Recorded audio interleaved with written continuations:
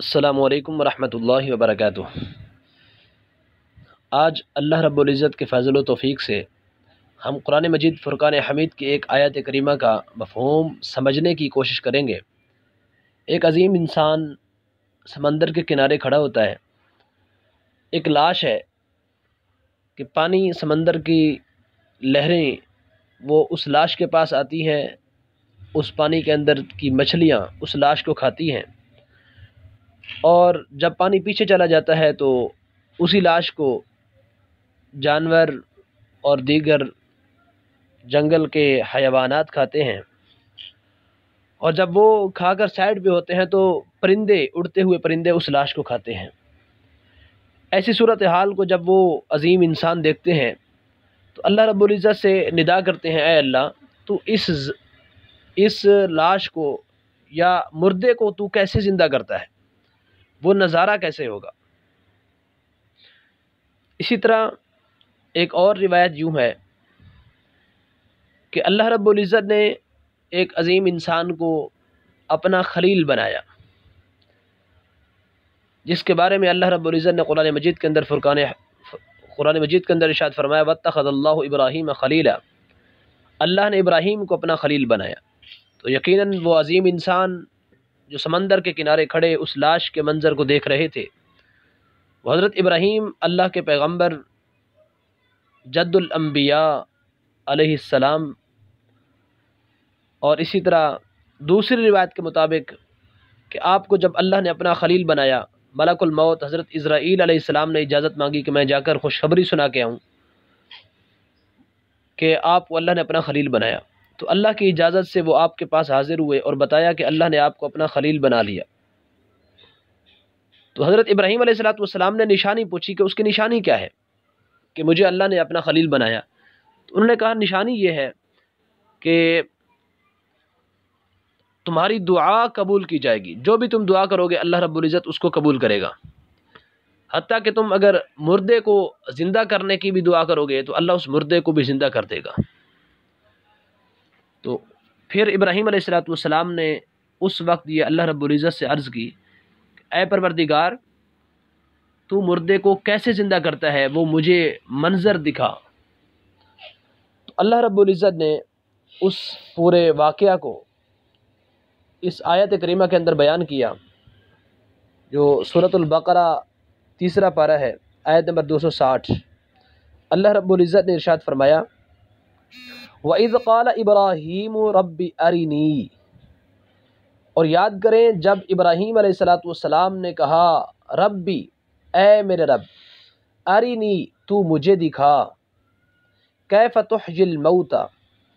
کیسے تو مردے کو جلاتا ہے، کیسے مردے کو زندہ کرتا ہے۔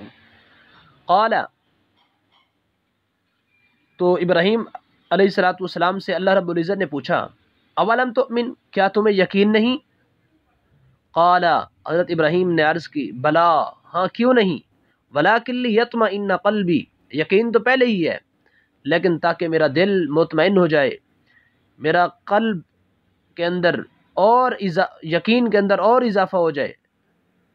تو قلبی اطمینان کو مزید بڑھانا چاہ رہے تھے۔ اس سوال و جواب جو اللہ رب العزت نے پوچھا اور ابراہیم علیہ السلام نے بتایا کہ ہاں مجھے یقین تو ہے، صرف میں اس لیے سوال کر رہا ہوں تاکہ مجھے جو قلبی اطمینان ہے اس کے اندر اور اضافہ ہو۔ یہاں ایک سوال یہ پیدا ہوتا ہے، کیا ابراہیم علیہ السلام نے یقین نہ ہونے کی وجہ سے ایسا سوال کیا؟ تو یقیناً قال اولم تؤمن قال بلا ولکن لیطمئن قلبی، اللہ رب العزت نے پوچھ کر یہ بتا دیا آنے والی پوری امت کو کہ ابراہیم علیہ السلام کا یقین پہلے ہی کامل ہے، کیونکہ اللہ رب العزت تو جانتا ہے کہ ابراہیم علیہ السلام نے کیا جواب دیا، کیوں سوال کیا، تو اللہ رب العزت کو پوچھنے کی ضرورت نہیں تھی، لیکن صرف ہمیں بتانے کے لیے کہ ابراہیم علیہ السلام عدم یقین کی وجہ سے یہ اللہ رب العزت سے نہیں کہہ رہے تھے کہ تو مردے کو کیسے زندہ کرتا ہے، یہ نہیں ہے کہ ان کا پہلے ایمان نہیں تھا، یقین نہیں تھا معاذ اللہ، بلکہ صرف وہ اس نظارے کو اپنی آنکھوں سے دیکھنا چاہ رہے تھے۔ تو اللہ رب العزت نے وہ نظارہ کیسے دکھایا؟ قال فخذ اربعة من الطير، فرمایا پس خذ تو پکڑ لے اربعۃ من الطیر 4 پرندوں کو، 4 پرندوں کو پکڑ لو، فسرہن الیک فامن پس سرہن ان کو اپنی طرف مائل کر لو، ان کو اپنے ساتھ ملا لو، الیکا اپنی طرف، ثم اجعل علی کل جبل منہن جزءا، ثم منا پھر، اجعل رکھ دو بنا دو، علی کل جبل ہر ایک پہاڑ پر، یہ جہاں تم کھڑے ہو جو ارد گرد پہاڑ ہیں، ہر ایک پہاڑ پر منہن ان پرندوں میں سے جزءاً ایک ایک ٹکڑا لے کر ان کو ذبح کرو، ان کے ٹکڑے کرو، اور پھر ان کو ہر پہاڑ پر ان کے ٹکڑے رکھ دو۔ ابراہیم علیہ السلام نے 4 پرندے، مور، مرغ، کوا اور کبوتر، ایک روایت میں آتا ہے یہ 4 پرندے تھے، ان کو آپ نے ذبح کیا، ان کے پر اکھیڑے، تو آپ نے پھر ان کے ٹکڑے آپس میں مکس کر دیے، سر اپنے پاس رکھ لیے، اور ہر ایک پرندے کا یعنی کچھ حصہ دوسرے کے ساتھ، دوسرے کا تیسرے کے ساتھ، اس طرح سارے مکس کر کے پہاڑوں پر رکھ دیے، اور جب پہاڑ پر رکھ لیے، سر اپنے پاس رکھ لیے، ثم ادعہن یأتینک سعیا، اللہ رب العزت نے فرمایا پھر ادعہن ان کو بلاؤ، ان ٹکڑوں کو بلاؤ، یأتینک وہ پرندے آپ کے پاس آئیں گے، سعین دوڑتے ہوئے۔ تو ابراہیم علیہ السلام نے جب سارے ٹکڑے رکھے، پھر ان کو اللہ رب العزت کے حکم سے ان کو بلایا، تو پھر وہی پرندے جو اجزاء ہو کر، ٹکڑے ٹکڑے ہو کر، وہ ان کے سارے بالوں پر بکھر چکے تھے، وہ سارے ادھر سے اڑے، وہ اپنی جگہ پر آ کر اپنے اپنے سر کے ساتھ اسی ترتیب سے ہر عضو اپنی جگہ پر آ کر لگ گیا، اور پرندے اس طرح زندہ ہو کر چلنے لگ گئے۔ تو اللہ رب العزت نے اپنے خلیل حضرت ابراہیم علیہ السلام کو یہ منظر دکھا دیا، اور فرمایا وَعْلَمْ اور جان رکھو ان اللہ عزیز حکیم، بے شک اللہ غالب حکمت والا ہے۔ وَإِذْ قَالَ ابراہیم اور جب ابراہیم علیہ السلام نے کہا ربی اے میرے رب، ارینی تو مجھے دکھا، کیف تحیی الموتى تو مردے کو کیسے زندہ کرتا ہے، قال ابراہیم علیہ السلام نے عرض کیا، اللہ رب العزت نے فرمایا اولم تؤمن کیا تمہیں یقین نہیں، قال بلا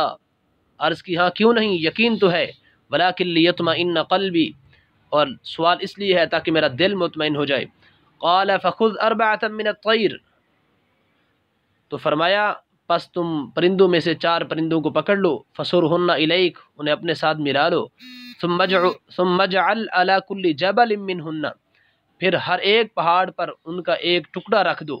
ثم ادعہن یأتینک سعیا پھر ان پرندوں کو بلاؤ تو وہ آپ کے پاس دوڑے چلے آئیں گے،